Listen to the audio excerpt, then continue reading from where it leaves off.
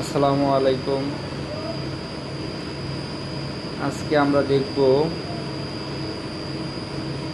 একটা ক্যাপাসিটরের ভিতরে কি থাকে। আমরা অনেকে ক্যাপাসিটর ব্যবহার করি। আমরা জানি যে ক্যাপাসিটর দুই ধরনের, একটা স্টার্টিং ক্যাপাসিটর এবং একটা রানিং ক্যাপাসিটর। তবে আরও এক ধরনের ক্যাপাসিটর পাওয়া যায়, সেটা হলো কম্বাইন্ড ক্যাপাসিটর।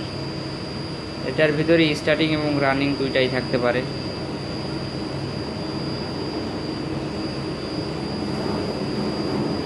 যাই হোক, আমরা জানি যে ক্যাপাসিটর কিভাবে তৈরি, কিন্তু কখনো খুলে দেখিনি যে আসলেই কিভাবে তৈরি। ক্যাপাসিটর দুইটা পরিবাহী পদার্থ দিয়ে তৈরি, যার মাঝখানে থাকে ডাইইলেকট্রিক বা অপরিবাহী পদার্থ। এখান থেকে আমরা বুঝতে পারি যে দুইটা পরিবাহীর মাধ্যমে ক্যাপাসিটর তৈরি হয়। পরিবাহীগুলো কয়েলের মতন পেঁচানো থাকে এবং এর মাঝখানে থাকে একটা অপরিবাহী। আচ্ছা, দেখা যাক কি অবস্থা। আমরা এটা খুলে দেখব। ক্যাপাসিটরটা খোলার পরে আমরা দেখলাম এই অবস্থায় আছে। এখন এরপরেও আরও কিছু দেখব যে এর থেকে আরও গভীরে যাওয়া যায় কিনা। আসলে দুইটা পরিবাহী পদার্থর দুইটা প্রান্তই হলো আমাদের ক্যাপাসিটরের দুইটা প্রান্ত। এখন আমরা সেটা বাস্তবে পরীক্ষা করব। এটা আমাদের একটা মোটরে লাগানো ছিল। এই ক্যাপাসিটর রেঞ্জ আছে না? রেঞ্জ হ্যাঁ, আচ্ছা আচ্ছা, এই যে এর ভিতরে আছে, দেখেন।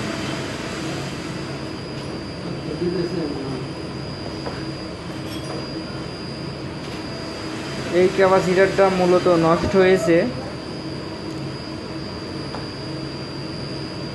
ওভারহিটিং ইস্যুর জন্য।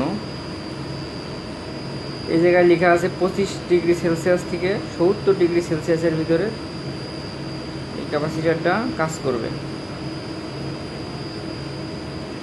কিন্তু মোটরের টেম্পারেচার বেড়ে যাওয়ার কারণে ক্যাপাসিটরটা নষ্ট হয়ে গেছে বা ফুলে গেছে। পরবর্তীতে আমরা ক্যাপাসিটরটা চেঞ্জ করে দিয়েছি।